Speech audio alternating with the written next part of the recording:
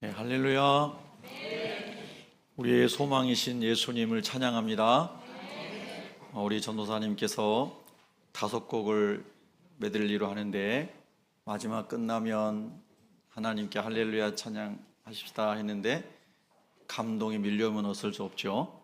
네, 그래서 먼저 치신 분들 하나님이 다 받으신 줄로 믿습니다.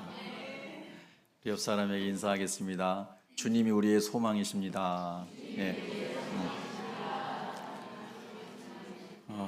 정말이시죠? 오늘 이렇게 우리 성도님들이 또 초대하셔서 또 처음 오신 분들도 여러분 계시는데요. 주님께서 마음의 문을 여시고 복음이 믿어질 수 있기를 축복합니다. 오늘 우리 마태복음 본문을 시간이 많지 않지만 또 함께 묵상하기를 원합니다. 우리 예수님은 하나님이십니다. 세상에는 여러 종교가 있습니다.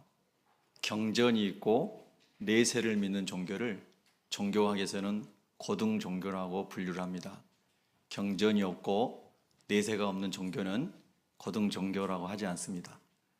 인류 가운데 있는 많은 종교들 중에 유대교 같은 종교가 고등 종교에 들어가고 이슬람교도 고등 종교에 들어가고 불교도 고등 종교에 들어갑니다.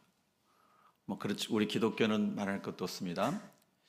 많은 사람들이 만들어낸 종교, 인간의 한계를 극복하기 위해서 초월자를 찾고 있는 사람이 찾아가는 것, 그거를 우리가 종교라고 정의하지 않습니까?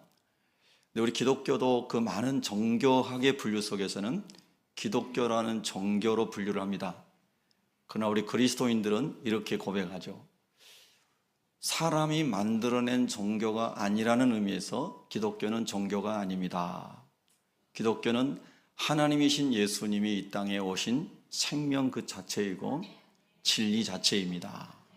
사람이 만들어낸 의미에서의 종교가 아니고 하나님이 찾아오신 생명의 말씀이고 진리를 따르는 것이 기독교입니다.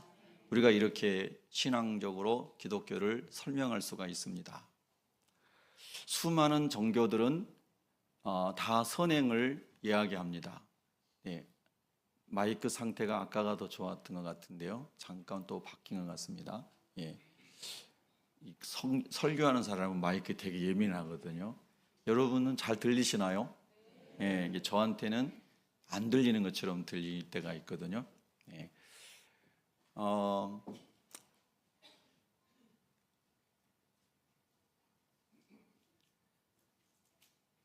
이렇게 끊어지면 나오기가 참 어려워요.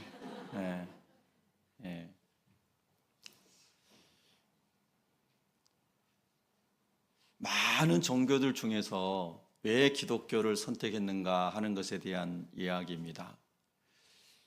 저는 여러분에게 이런 이야기들을 자주 하죠. 인생은 신비입니다. 광활한 우주 속에 저 강원도 산골이나 이런 데 가서 밤하늘에 보면 별들이 셀 수 없을 만큼 많은데 우리 눈으로 볼 수 없는 무한한 우주는 측량할 수 없다고 하잖아요. 근데 그 다른 행성에서 우리를 볼 수 있다면 또는 우주선을 타고 가서 우주 비행사들이 지구를 볼 때에 아주 작지만 아름다운 별, 지구는 참 아름다운 별이다. 그런 사진들 다 보셨죠? 여러분의 컴퓨터 화면에도 뜨잖아요. 신비롭잖아요. 놀라운 우주 속에 우리가 살고 있는 지구라는 행성은 너무나 작은 행성이라는 거예요. 근데 이 속에 살고 있는데 지구는 자전하고 공전하고 있다는 것도 우리가 학교에서 배웠어요. 엄청난 속도로 총알이 날아가는 100배의 속도로 지구가 공전하고 있는데 아무도 어지럽지 않아요. 머리가 어지러워야 되는데 신비롭지 않습니까? 생명이 이 세상에서 살아가는 게 신비하죠. 사람이 죽는 것도 신비합니다. 참 인생에는 질문이 많습니다. 근데 여러분, 유독 이 세상에 존재하는 피조물들 중에 가장 악하고 타락한 존재가 무엇일까요? 잘 모르시는군요. 사람입니다. 예레미야 선지자는 예레미야 17장에서 심히 부패한 것이 사람의 마음이다 그랬습니다. 우리 예배당을 나가면 계단 좌우측으로 꽃들이 심겨져 있습니다. 많은 꽃은 아니지만 그래도 여러 꽃들이 심겨져 있고 아름다움을 볼 수가 있습니다. 여러분이 다 돈만 보고 꽃을 안 봤다면 모르지만 그래도 들어오면서 꽃을 봤다면 아름답구나 느끼셨죠?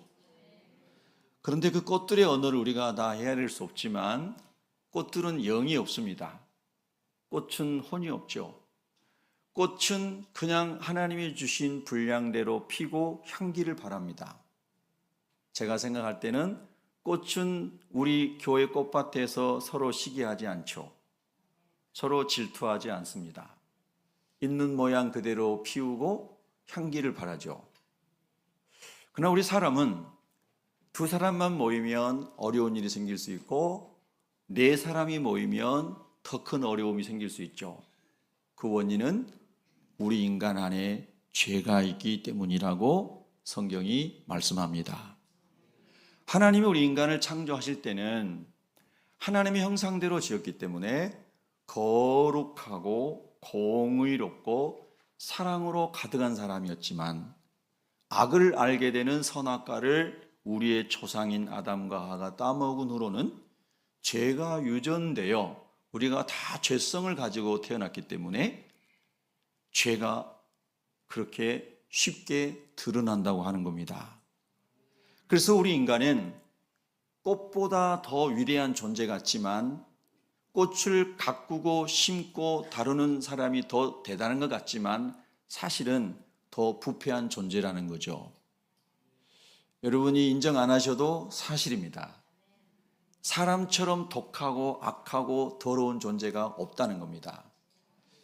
그래서 성경은 모든 사람이 다 죄인이다 이렇게 말하는 거죠. 우리가 이 세상에서 생존하기 위해서 아이들한테 열심히 공부해라.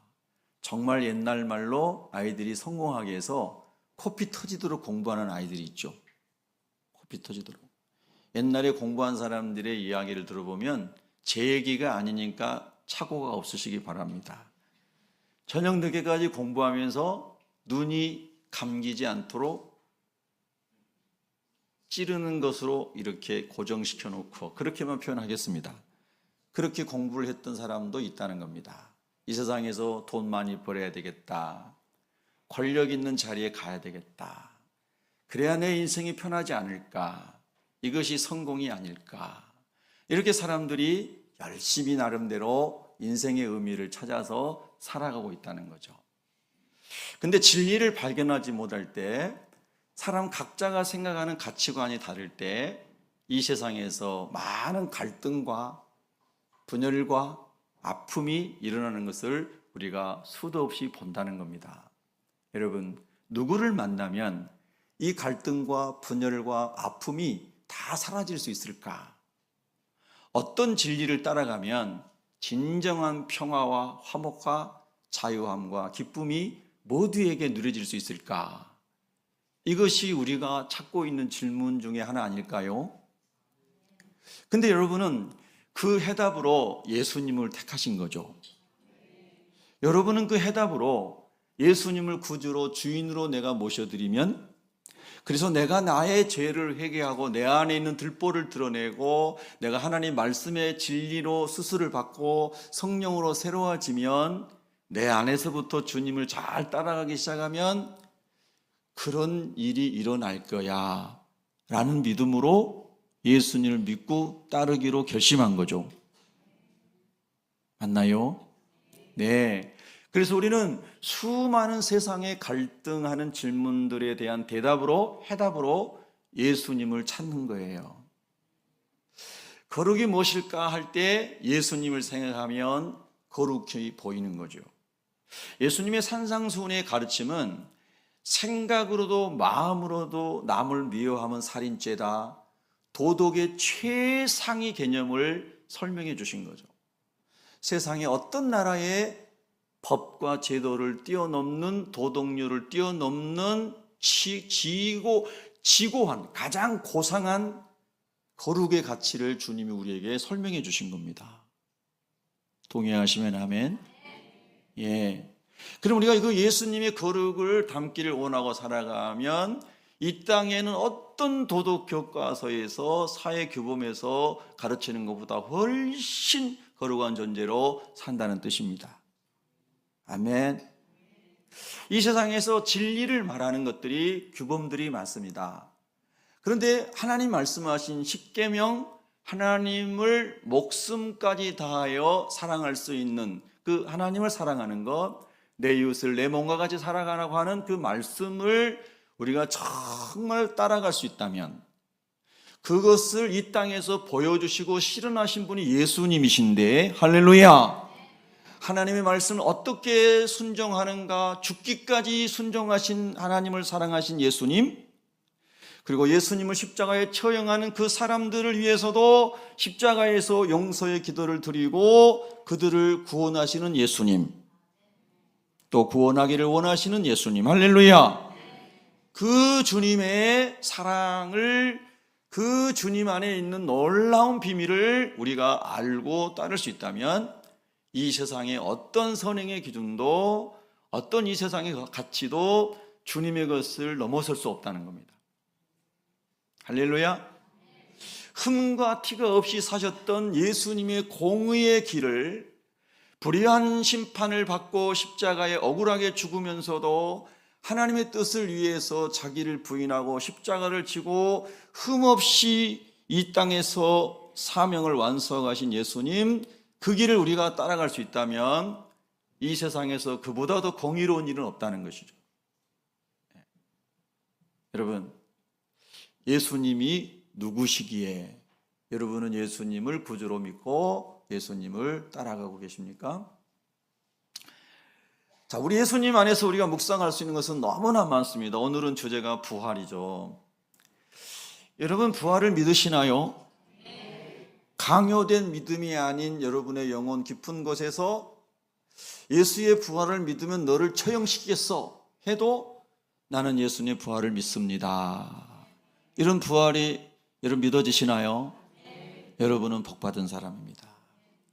근데 그것이 믿어지지 않는 분이 이 시간에 한 분이라도 계시다면 성령님께서 문을 열어주셔서, 마음의 문을 열어주셔서 예수님의 십자가의 대속과 부활의 승리를 여러분이 믿어지시고 예수님을 구주로 영접하시고 영생 얻는 하나님의 자녀가 되시기를 축복합니다. 예수님은 이 인생에 있는 모든 어둠의 문제, 죽음의 문제, 공의의 문제, 사랑의 문제, 거룩의 문제, 모든 문제를 예수님이 이 땅에 오셔서 시범으로 보여주시고 그리고 완성하신 분이 예수님이십니다. 하나님이신 그분은 성령으로 사람의 몸을 입고 동정녀 마리아의 태를 빌려서 사람의 몸을 입고 이 땅에 오셨습니다. 예수님은 우리를 죄에서 구원하시기 위해서 오셨습니다. 할렐루야. 마귀의 자녀에서 하나님의 자녀로 삼아주시기 위해서 주님이 오셨습니다. 근데 우리 주님은 하나님이신 그분이 사람의 몸을 입고 이 땅에 오셨을 때에 최소한 30년은 하나님으로서 보좌에서 영광과 찬양을 받으셔야 되는 그분이 그 영광과 경배를 내려놓으시고 육신을 입고 오셔서 우리가 태어나서 자라는 모습처럼 30년 동안 성장하고 자라시면서 하나님이신 그분이 그 신성을 제한하시고 그 영광을 뒤로 하시고 우리를 구원하시기 위해서 거기까지 인간의 자리에서 사신 겁니다. 우리가 그리스도 예수의 사랑과 복음을 전하기 위하여 그렇게까지 우리가 자기의 능력과 모든 것을 제한하고 낮아질 수 있겠습니까? 라는 질문을 하는 것이죠. 그리고 30년이 됐을 때에 예수님께서 30제쯤 되어 하나님 나라를 공개적으로 선포하기 시작하셨습니다. 3년이 좀 넘는 기간 동안. 근데 여러분, 예수님께서 하나님 나라를 증거하실 때에 사람이 할 수 없는 초자연적 기적들을 행하셨죠. 죽은 자를 살리셨습니다. 나인성 과부의 아들을, 나사로를 살리셨습니다. 고칠 수 없는 중증병자들을 고치셨습니다. 믿으시면 아멘. 자연을 다스리셨습니다. 오병이어를 가지고 수만 명을 먹이셨습니다. 놀라운 일이 일어났죠. 그래서 제자들은, 많은 사람들은 이분이 진짜 메시아다 하고 예수님을 따라다녔습니다. 근데 예수님은 십자가에서 우리의 죄를 뒤집어 쓰시고 대신 저주받아 죽으심으로 우리의 죄를 속량하기 위해서 오셨기 때문에 예수님은 십자가를 지고 십자가에서 대속 제물이 되셔야만 하셨죠. 우리가 지난 한 주간 동안 순환주간에 누가복음서를 묵상했는데요, 그 묵상한 주제들 중에 많은 핵심되는 구절들을 오늘 우리 박동준 안수집사님이 기도하시면서 그 내용들을 잘 이렇게 고백하신 것 같았어요. 예수님은 목요일 날 밤에 감람산에서 체포당하셨습니다. 목요일 날 밤에 로마의 천부장과 군졸들, 그리고 대제사장이 보낸 대제사장의 하속들, 종교 지도자들이 보낸 유대 예루살렘 경비대, 성전 경비대와 그리고 로마의 천부장과 군졸들이 와서 예수님을 체포합니다. 근데 그 예수님을 체포하러 온 날 밤에 가장 앞장서서 온 사람은 예수님이 신뢰하여 재정을 맡겼던 가룟 출신의 유다였죠. 유다가 맨 앞에 와서 예수님께 입맞춤으로 이 사람이 예수다, 이 사람을 체포해라, 이렇게 작전을 세우고 예수님을 잡으러 감람산에 왔습니다. 예수님은 요한복음의 기록에 의하면 하나님께서 보내신 사명을 이루시기 위해서 스스로 예수님은 그 길을 가셨다라고 말씀하고 있습니다. 누구를 위해서일까요? 우리를 위해서, 나를 위해서입니다. 믿으시면 아멘. 그래서 예수님은 그날 밤에 체포당하시고 대제사장이었던 가야바에게 그리고 안나스에게 이리저리 끌려다니면서 종교재판을 받습니다. 뺨을 맞습니다. 모욕을 당합니다. 그리고 그들은 이제 유대인식의 신문을 마친 다음에 빌라도 총독에게 예수님을 보냅니다. 그래서 예수님 빌라도 총독에 가서 신문을 받습니다. 적어도 3번 이상을 빌라도가 신문한 결과 예수님에게서는 죽을 죄를 찾지 못했다라고 놓아주려고 하였습니다. 빌라도는 예수님을 재판하다가 그가 책임을 회피하기 위해서 저 갈릴리 지역의 분봉왕인 헤롯에게 예수님을 보냅니다. 예수님이 갈릴리에서 자랐다는 것입니다. 그래서 예수님은 예루살렘에서 갈릴리 가져가서 헤롯에게 또 신문을 당하고 또다시 빌라도에게 오게 됩니다. 이런 과정들을 거치면서 예수님은 이리 끌려다니고 저리 끌려다니고 발길질에 채이고 내동댕이 쳐지고 그러면서 종교인들에게 심판받고 정치인들에게 심판받고 계속해서 예수님은 그 고통을 당하십니다. 누구 때문에? 나 때문에입니다. 한번 따라하겠습니다. 나 때문입니다. 할렐루야. 그리고 로마인들은 예수님에게 거칠게 채찍질을 가합니다. 로마인들이 썼던 채찍은 여러 갈래로 된 가죽끈으로 되어 있었고 그 가죽끈의 끝에는 뼈조각, 납조각, 쇠조각이 달려 있었습니다. 한번 강하게 쳐서 휘어감고 잡아채면 살점이 떨어져 나가고 그것을 20대, 30대 계속해서 맞을 때에 갈비뼈가 보일 정도로 몸이 만신창이가 되었다고 합니다. 여러분, 참혹합니다. 참혹합니다. 다 주를 버릴지라도 나는 주님을 버리지 않겠습니다 했던 베드로, 수제자, 수석제자라고 자부했던 베드로 저주까지 하며 사라졌습니다. 예수님의 사랑받았던 제자인 요한도 어디로 가고 없었습니다.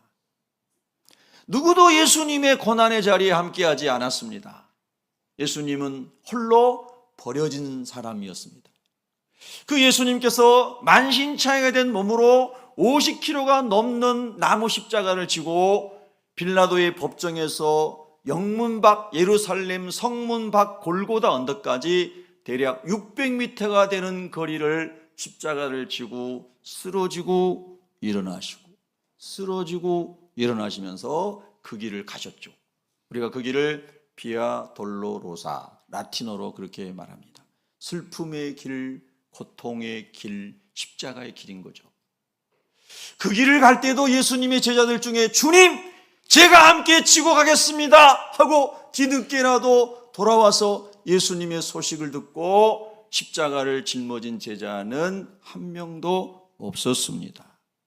여러분이 잘 아신 것처럼 아프리카의 구레네에서 올라왔던 시몬이 억지로 로마인이 밀쳐서 네가 지고 가 했을 때 구레네 시몬이 예수님의 십자가를 대신 지고 영문 밖에 골고다까지 갑니다. 빌라도의 법정, 안토니아 요새에서 골고다까지 가는 여정에 14번 예수님을 기념하는 기도터가 지금 순례자들이 가는 곳이 있습니다. 여러분, 우리는 그 예수님의 순환의 과정을 지난 새벽에 고난주간에 계속해서 묵상했습니다. 예수님은 완전히 더 이상 지탱할 수 없는 체력이 다 소모되고 탈진된 상태에서 십자가에 못 박히십니다. 양손에 대못이, 양발에 대못이 나무 십자가에 못 박힌 채로 로마인들이 파던 십자가를 묻는 구덩이 속에 그 십자가를 세울 때에 못 박게 했던 예수님이 체중이 밑으로 쏟아질 때에 그 고통은 이루 말할 수 없었을 것입니다. 그리고 십자가 위에서 예수님은 6시간 동안 매달려 계셨습니다. 6시간 동안. 너무나 고통스러운 시간이죠. 누구 때문이었습니까? 나 때문이었습니다. 내 죄를 용서해 주시기 위함이었습니다. 지나가던 사람들은 고개를 설레설레 지으며 예수님을 조롱하였습니다. 로마의 군인들도 희롱하였습니다. 사람들은 구경하였습니다. 그때 주님을 위로할 사람은 아무도 옆에 없었습니다. 여러분, 하나님도 예수님을 버렸습니다. 엘리 엘리 라마 사박다니, 나의 하나님 어찌하여 나를 버리셨나이까. 사박다니는 버림받았다는 뜻입니다. 예수님은 저와 여러분의 죄를 씻어주기 위해서 하나님께 버림받으셨습니다. 십자가에 못 박히시던 그 시간에 하나님이 독생자를 버리셨습니다. 그분은 홀로 십자가를 감당해야만 됐습니다. 누구 때문이었습니까? 나 때문이었습니다. 아멘이십니까? 아멘이세요? 그렇게 엄청난 고난을 당하시고 주님은 십자가에서 테텔레스타이, 다 이루었다, 너의 모든 죄의 빚을 다 갚았다, 하나님이 내게 보내주신 사명을 다 완수했다, 테텔레스타이, 할렐루야. 그리고 주님은 영원히 하나님께로 올라가셨습니다. 예수님이 운명하시기 전에 한편에 있던 사형수는 예수님 오늘 아버지의 나라에 가실 때 나를 기억해 주십시오 하고 예수님을 고백하고 인정하고 받아들였을 때에 예수님께서 누가복음 23장 43절에 오늘 네가 나와 함께 낙원에 있으리라, 천국에 있으리라. 할렐루야. 오직 믿음으로 구원받는다고 하는 것을 극적으로 보여주신 줄로 믿습니다. 구원은 선행으로 받지 않습니다. 구원은 오직 예수 그리스도의 십자가의 대속을 믿을 때에 하나님이 죄를 용서하시고 구원을 선물로 주시는 줄로 믿습니다. 할렐루야. 그 구원의 은혜를 입은 사람들은 당연히 예수님을 닮은 삶을 살아야 될 줄로 믿습니다. 세상의 어떤 도덕률로 사는 사람보다 더 착하게 살고 더 잘 섬기고 살고, 아멘이 안 나오는 것은 나중에 크게 하려고 그러시는 거죠. 더 섬기며 살아야 될 줄로 믿습니다.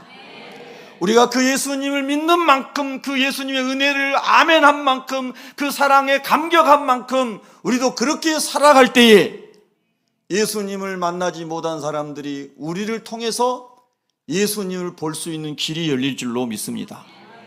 할렐루야. 그렇게 예수님은 십자가에서 6시간 동안 매달려 계시다가 다 이루었다, 아버지여 저들이 하는 것을 저들이 알지 못합니다, 저들을 용서하여 주십시오, 이 기도를 하시고 그 처절한 고통 속에서도 예수님을 십자가에 못 박는 사람들을 용서하시고, 할렐루야! 우리를 구원하시기 위해서 죽으신 분이 예수님이십니다. 오늘 우리가 그 예수님을 믿는다면, 오늘 이 부활주일에 하나님, 내가 용서하지 못할 사람이 어디 있습니까? 다 용서하게 해주세요. 다 용서합니다. 아멘. 우리 한번 따라합니다. 모두 용서합니다. 다 용서합니다. 할렐루야. 그렇게 여러분이 억지로라도 고백할 때 하나님의 영이 임해서 그렇게 될 줄로 믿습니다. 할렐루야. 그것이 우리가 십자가의 복음, 사망을 이기고 부활하신 예수 그리스도의 생명의 복음을 믿는 그리스도인의 신앙 고백이라고 믿습니다. 우리 예수님 십자가에서 운명하셨습니다. 시신을 거두어 장례를 치러야 부활이 이루어집니다. 성경은 분명히 부자의 묘실에 장사될 것을 예언했습니다. 예수님은 십자가에 못 박힌 채로 부활하도록 성경에 예언된 것이 아니었습니다. 그런데 그 하나님의 뜻을 이루기 위해서 누군가는 예수님의 시신을 모시고 그리고 안치하여야 했습니다. 그 일을 누가 해야 가장 합리적일까요? 예수님을 따라다녔던 12 제자가 해야 마땅할 것입니다. 예수님을 통해서 중병에서 치유받고, 예수님을 통해서 아들이 죽었다 살아나고, 예수님을 통해서 은혜를 많이 입은 사람들이 어쩌면 그 힘들고 어려운 일을 감당해야 됐을지 모릅니다. 그런데 그런 사람들은 아무도 그곳에 없었습니다. 누가 그곳에 있었습니까? 아리마대 사람 요셉이 그곳에 있었습니다. 요셉은 산헤드린 공회라고 하는 유대 종교 지도자들의 회의에서 유대인들의 중요한 것들을 결정할 때에 그들이 그 회의를 통해서 예수님을 십자가에 못 박도록 빌라도에게 넘겨주자 하고 투표를 했는데 70명 중에 68명이 찬성을 하였습니다. 다수가 찬성을 할 때에 소수인 요셉과 니고데모는 예수님을 십자가에 못 박으면 안 됩니다 하고 반대표를 던졌던 사람입니다. 여러분, 다수가 비진리를 따라가고 다수가 정의를 무시하고 다수가 진리를 외면할 때에 요셉은 예수님은 하나님이십니다. 예수님은 구원자이십니다. 예수님은 의로우십니다. 그분은 십자가에 못 박게 될 분이 아닙니다. 할렐루야. 그렇게 예수님 편에 섰던 사람입니다. 그 요셉이 빌라도를 찾아갑니다. 빌라도 총독이여, 예수님의 시신을 내게 주세요. 내가 예수님의 시신을 수습하고 모시겠습니다. 참 용기 있는 사람입니다. 여러분, 모두가 떠나간 자리에 슬픔과 어둠이 가득한 곳에 예수님이 십자가에 운명하실 때 하늘이 어두워지고 지진이 일어나고 무덤들이 열리고 놀라운 일들이 일어났습니다. 사람들이 막 기겁하는 일들이 일어났습니다. 다 그 골고다에서 사람들이 사라졌습니다. 근데 그때에 요셉은 그곳에 갑니다. 예수님의 시신을 수습하려고. 여러분, 누군가는 구원의 역사가 완성되기 위하여 예수님의 시신을 수습하고 장례를 치러야 했습니다. 여러분, 하나님의 뜻을 이루기 위하여 그 굳은 일, 그 힘든 일, 그 두려운 일 여러분 해낼 수 있기를 주님의 이름으로 축복합니다. 주님을 가까이 따를 수 있는 사람들이 되기를 결단하시기를 바랍니다. 할렐루야. 아마도 아리마대 요셉은 자기 혼자 간 것이 아니라 부자이니까 자기에 있는 하솔들을 데리고 갔으리라고 추정이 됩니다. 예수님께서 못 박혀진 십자가를, 그 십자가 위에 사다리를 올려놓고 예수님을 내린다는 것은 너무나 어려운 일입니다. 왜일까요? 못이 박혀 있기 때문입니다.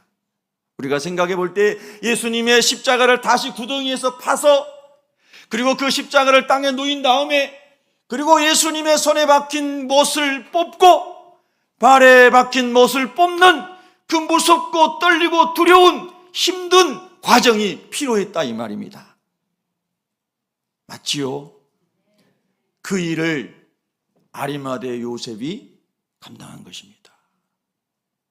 얼마나 고통스러웠을까요? 얼마나 눈물이 났을까요?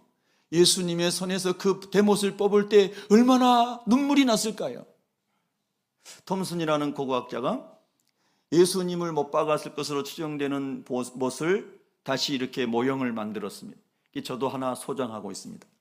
우리는 흔히 대못이라고 말하지만 이렇게 두껍고 배에다가 배 이런 것을 고정하기 위해서 막 박는 큰 이런 거 있지 않습니까? 그런 유형의 것이에요. 못이라고 말하기엔 너무 작은 것이죠.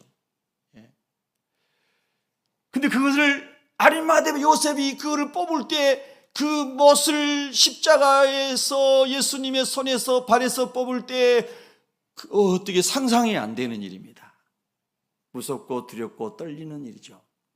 그 일을 요셉이 다 한 겁니다.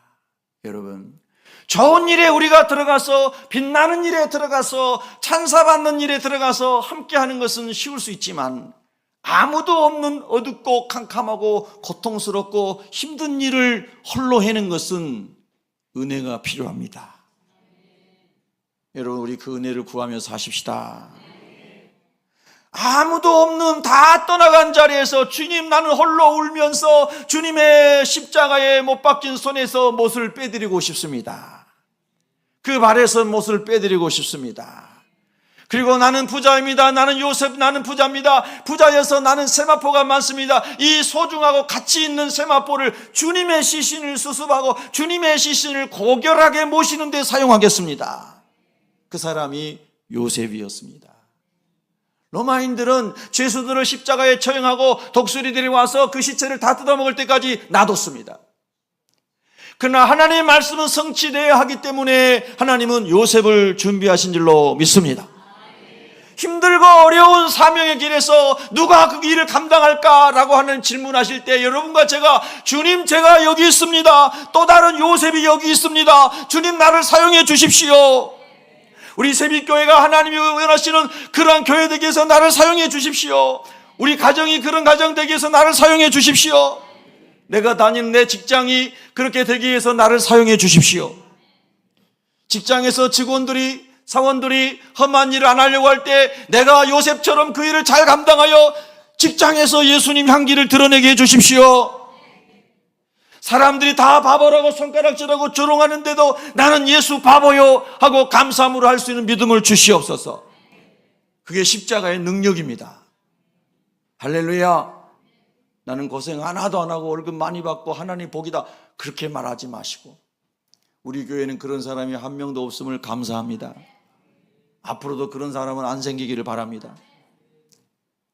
그리스도의 종으로 십자가를 지고 살아간다는 것이 기쁨이 되고 능력이 되는 사람, 그 사람이 주님의 십자가를 깊이 이해하고 따라가는 사람이라는 겁니다. 아멘, 할렐루야. 저는 여기서 이제 부활을 말씀하려고 합니다. 여러분, 이렇게 완전히 다 무너지고 완벽하게 죽으신 예수님이 어떻게 다시 살아날 수 있을까 하는 것입니다.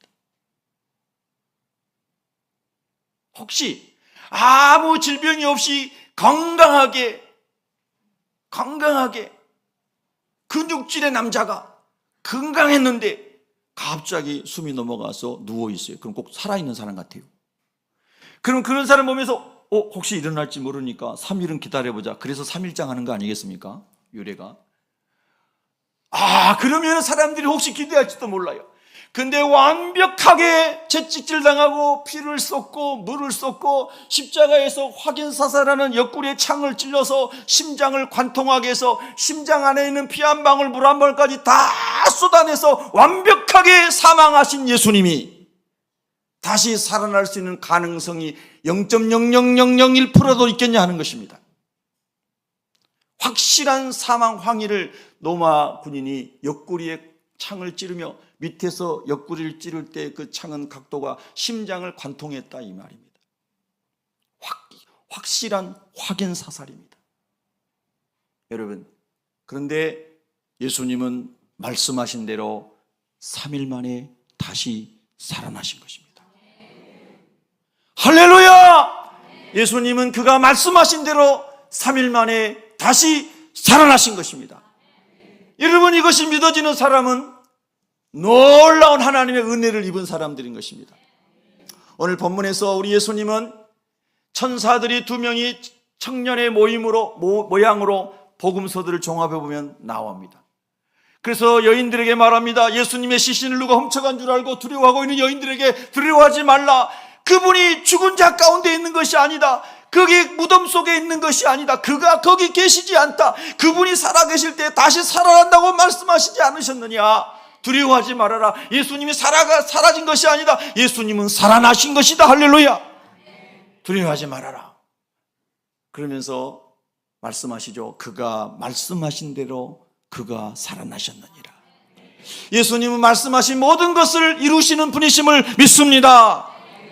저를 비롯하여 땅에 있는 모든 사람은 내가 말한 것을 다 지킬 수가 없습니다. 제가 살아오면서 제 삶 속에서 수많은 얘기를 했을 것인데요, 지키지 못한 말이 얼마나 많겠습니까?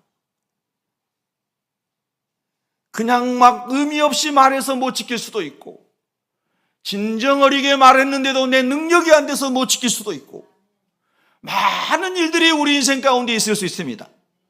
근데 우리 예수님은 그분 자신이 진리이시고, 그분 자신이 완전하신 하나님이시므로, 그분이 전능하신 하나님이시므로 그분이 하신 말씀을 완벽하게 지키셨습니다. 믿으시면 아멘. 그 중에서 가장 놀라운 주님의 말씀이 이루어진 것은 부활입니다. 왜냐하면 사람의 힘으로는 할 수 없는 일이기 때문이죠. 여러분, 부활이 믿어지면 나머지 성경은 다 믿어집니다. 할렐루야. 부활이 얼마나 믿기가 어려운지요, 예수님의 제자들도 부활을 믿지 못했습니다. 막달라 마리아를 비롯한 여인들이 새벽 미명에 향품을 가지고 예수님 사랑하는 마음으로 무덤에 왔지만 예수님이 부활해서 우리를 기다리실 거라는 기대감으로 온 것은 아니었습니다. 부활을 믿기가 이렇게 예수님 시대에 그 사람들도 너무나 어려웠습니다. 차원이 다른 세계의 영의 세계에 하나님께서만 하실 수 있는 세계였기 때문입니다.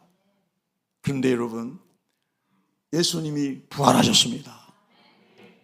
환영이 아니라 40일 동안 살아나셔서 제자들과 함께 하시면서 생선을 구워주시고 떡을 나누시고 하나님 나라를 증거하셨습니다. 할렐루야! 여러분, 믿어지시면 아멘 합시다. 할렐루야. 박수 치면서 아멘. 할렐루야. 놀라운 일이 일어났습니다. 새벽에 주님을 찾아갔던 여인들은 그 부활하신 주님을 만납니다. 너무나 놀라워서 엎드려서 주님의 발 앞에 엎드려서 경배를 하였다. 놀라운 일입니다. 누가복음에 보면 우리가 하나님 나라 가게 되면은 천사들과 같이 장가도 가는 것도 아니고 시집 가는 것도 아니고 영적인 존재로 영원롭게 변화돼서, 할렐루야, 하나님 나라에서 주님과 함께 왕노릇하며 영원히 사는 줄로 믿습니다. 그 엄청난 사건이 이 여인들 앞에서 눈에 펼쳐져 보인 것입니다. 그리고 예수님 말씀하십니다. 제자들에게 가서 빨리 알려라. 내가 갈릴리로 가가지고 그들을 만나겠다고 말해라. 놀라운 부활의 소식을 너희들이 빨리 전해라 그랬습니다. 그랬더니 이 여인들이 두려움과 큰 기쁨에 압도당해서 이게 정말 보기는 봤는데 맞나 할 정도로 너무나 신비한 이 놀라운 장면에 큰 기쁨과 함께 거룩한 두려움이 밀려와서 아마 성령께서 그들을 확 밀어가지고 정신없이, 좀 죽지법을 쓰듯이 정신없이 사도들에게 저는 달려갔으리라고 믿습니다. 할렐루야. 사랑하는 성도 여러분, 오늘 그 예수님의 부활이 여러분의 심령에 성령으로 들려지고 믿어지고 소망이 되기를 축복합니다. 제자들은 나중에 예수님 승천하신 이후에 마가다락방에서 열흘 동안을 전심으로 기도하다가 성령 세례를 받았습니다. 성령 세례를 받고 나니까 예수님의 부활이 더 확실하게 믿어지고 세상을, 환경을, 자기 자신의 약함을, 마귀 권세를 이길 수 있는 능력이 성령으로부터 부어졌습니다. 그래서 그들은 그 다음에 나가서 성령이 인도하신 대로 나가서 예수님이 그리스도입니다, 예수를 믿으면 헬라인이나 유대인이나 높은 사람이나 낮은 사람이나 어떤 사람도 다 죄 용서받고 하나님의 자녀가 됩니다. 천국 갑니다. 할렐루야. 이렇게 복음을 전하고 다녔더니 성령의 역사에서 오늘 우리 대한민국에도 이렇게 엄청난 예수 믿는 사람이 많아져서 세계 모든 나라 중에 선교사를 두 번째로 많이 파송하는 나라로 하나님이 복 주신 줄로 믿습니다. 할렐루야. 사랑하는 오늘 우리 성도 여러분, 예수님을 그리스도로 영접하시고 부활의 소망을 가지고 세상을 이기며 살아가시기를 축복합니다. 할렐루야. 예수님을 전하며 살아가시기를 바랍니다. 그것이 우리가 부활의 능력으로 살아가는 것입니다. 그 화면 하나, 낙골당 사진 하나만 보여줘 보세요. 예, 제가 저 얘기만 하고 설교를 마치겠습니다. 제가 전도한 분 중에 어떤 분이 어제 일주기였습니다. 돌아가시고 일주기. 저분의 그 따님이 저에게 부모님 전도해달라고 그래가지고 제가 여러 번에 말씀드렸죠. 파리 선한 장로교회 제가 집회 갔을 때 이상만 집사님이라는 집사님 부부가 은혜를 많이 받고 여기 고양시에 부모님이 사시는데 전도해 주세요. 여러분도 여러분 가정에 예수 안 믿는 분들 전도 요청하세요. 여러분 혼자 안 되면 저한테도 요청하시고 목자에게도 요청하시고 장로님 권사님에도 요청하시기 바랍니다. 할렐루야. 그래서 제가 순종하고 우리 아내랑 갔는데 문 닫아버리고 들어가고 만나주지도 않았다고 그랬죠. 그런데 또 찾아가고 또 찾아가서 예수님 영접하고 병원에 계실 때 병원 복도에서 세례 받으시고 돌아가셨을 때 제가 장례 예배 인도하고 그랬습니다. 어제가 일주기였어요, 그분이. 근데 그분의 남편이 저 의자에 앉아 계신 어르신이에요. 그리고 오른쪽 저 끝자락에 여자분이 따님이시고 그 옆에 계신 분이 남편이시고. 그런데 참 놀라운 일이었어요. 추모공원에 와서 추도 예배 드리러 갔는데 거기가 절인 거예요. 파주에 있는 절. 그래서 입구가 절이네. 들어가니까 절이다. 근데 절에서 운행하는 납골당인 것 같아요. 비가 많이 왔어요. 우리가 도착할 때. 그래 이제 기도하고 들어가서 예배를 드리는데 세상에 절간에 납골당에서 찬송가를 두 곡 부르니까 너무 은혜스럽더라고요. 예. 할렐루야. 얼마나 좋은지 모르겠더라고요. 예. 그 예배를 드리고 이제 우리 그 남편 되신 아버님이 아내의 영정사진 앞에서 세례 받은 거예요. 예. 다음 사진 한번 봐봐요. 두 번째 사진. 예. 방송실 두 번째 사진 없어요? 예. 그래서 제 아내가 옆에서 이제 배종위원하고 제가 이렇게 세례식을 했는데 제가 지금까지 목회하면서 납골당에서 세례식은 처음 해본 것 같아요. 너무 행복했어요. 하나님 너무 좋아요. 나오면서 비가 막 쏟아지는데 저 외투가 다 젖었죠. 예. 근데 너무 황홀했어요. 하나님, 제 인생의 최고의 기쁨은 예수님을 전해서 내가 세례 받겠습니다. 아버님, 예수님께서 아버님 죄를 위해서 십자가에서 대속 제물 되신 거 믿으시죠? 믿습니다. 예수님께서 아버님이 죽으시고 부활하신 거 믿으시죠? 믿습니다. 물론 그전에도 다 복음 전했습니다. 다시 확인시키고 세례식을 했습니다. 여러분, 우리 인생에 제일 소중한 것은요, 예수님 믿는 겁니다. 우리 인생에 제일 급한 일도 중요한 일도 예수님 믿는 거예요. 또 반대로 그 예수님 만났다면 예수님 전하는 것이 제일 중요한 일입니다. 이 부활의 기쁨을 전할 수 있기를 주님의 이름으로 축복합니다. 우리 한번 여기 앞에 있는 표 한번 읽어볼까요? 큰 소리로 시작. 그가 살아나셨다. 할렐루야. 네, 기도하겠습니다.